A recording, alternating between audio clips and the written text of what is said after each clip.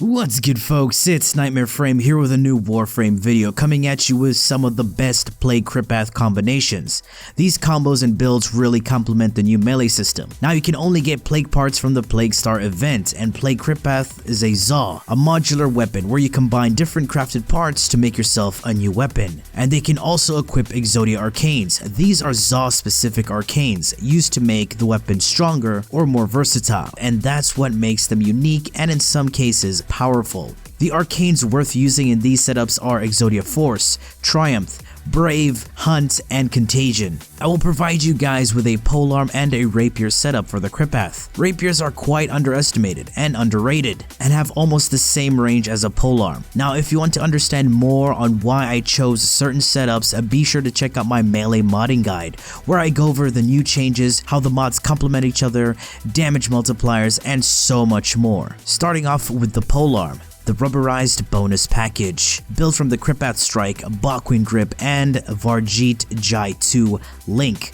This grants me 29% crit chance, 2.2 multiplier, and 14% status chance. And since it's a Plague Zaw, it has the bonus innate viral. Unfortunately, polearms are very limited to what they can do, but with certain mod setups, they can be very powerful. The stance I'll be using is Twirling Spire. It is by far one of the best polearm stances, and an underrated one as well. It allows for force slash, knockdowns, and ground finishers, perfect for the builds I'll be showing, especially the forward and block combos. Condition Overload for the stacking scaling damage from status effects on targets, Blood Rush for the crits, Reach for the range to hit multiple targets, Berserker for the attack speed, Prime Fever Strike, and Shocking Touch. These are raw elements and will scale even better with Weeping Wounds, granting status chance per combo counter. Remember, it's better running Weeping Wounds with raw elements. And lastly, Organ Shatter for the crit damage. And in the Arcanes department, I'm using Exodia Force for the bonus radial burst damage, further increasing our DPS.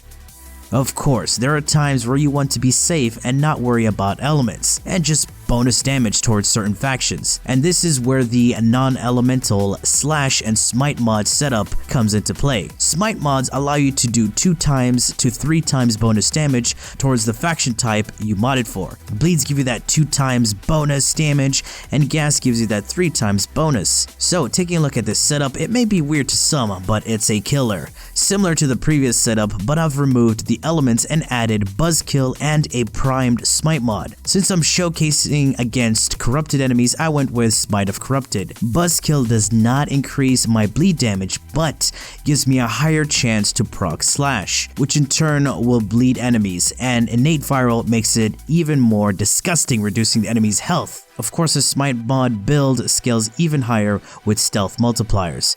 But of course, if you want to go even further beyond in terms of damage, making this into a beast of a weapon, and that's where I give you a gas setup with the Smite mods. It's pretty similar to the corrosive build, but this time it's gas, and I removed primed reach for the Smite mod. Why do such a thing? Well, it's because I'm running the Exodia Hunt Arcane. Slam attacks have a 50% chance to pull enemies within 12 meters towards me, so range doesn't even concern me at all. The forward and block combo from Twirling Spire slams the ground and triggers the Exodia Hunt Arcane. But of course, you can always use Magus Anomaly, but we'll get to that a bit later. Alright, now we get even more bizarre in terms of very effective builds. So with the Kripath Rapier, I've gone with the Kripath Strike, Bakwind Grip, and the Varjeet Jai Link. 36% crit chance, 2.2 multiplier, and a 10% status chance. Trust me, this is a strong setup. So the first build will be the quick and heavy attack setup.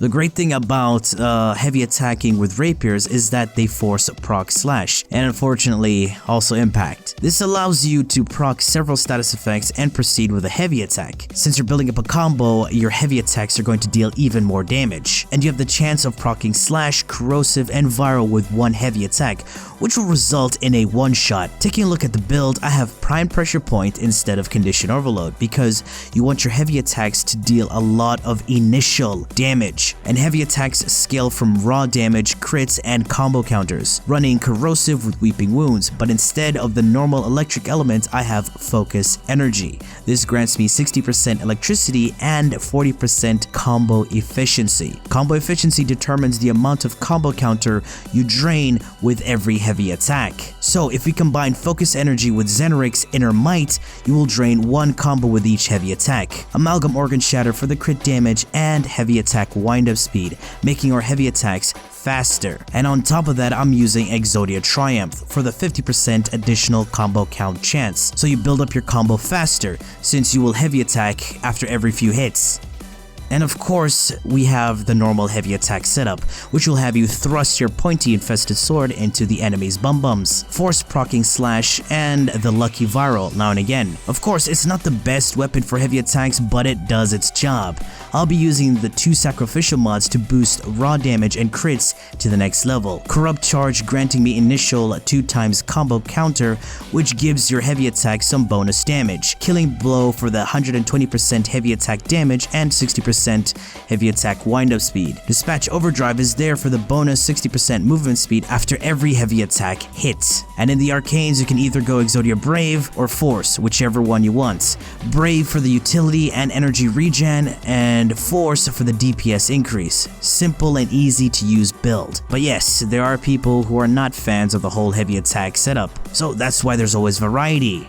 And now we move on into a more deadlier setup. It's the go-to Corrosive and Weeping Wounds build, which you saw on the first Kripath build. Since the stats and components are different on this particular Zaw, and not to mention the stance, the damage output will be different. The great thing about Vulpine Mask is that this stance force procs slash, and building up combo counter will boost the damage output on Exodia Force. Unfortunately, Condition Overload's damage does not boost force at all. Moving on to another build, and that is the Slash and Smite mod combination, but of course this one is a lot more devastating. The initial hits along with build up from Condition Overload just makes this a disgustingly stronger setup. Reminder, you can use the corresponding faction Smite mods with this build, so swapping it out for Smite of Grineer if you're doing Kuva Fortress or any other Grineer mission.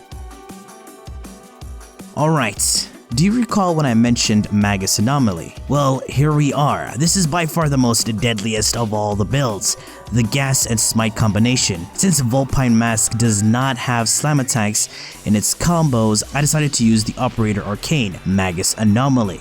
Going in and out of your Warframe pulls in enemies towards you. This setup is better used on tanky or stealthy frames, but be a little more careful with stealth frames. Setup is similar to the polearm Gas and Smite, but instead of Exodia Hunts, I'll be using Force for a bigger DPS increase, and Magus Anomaly on my Operator to pull in enemies. And that's the setup. To take the damage to the next level, you can strip armor and use stealth multipliers.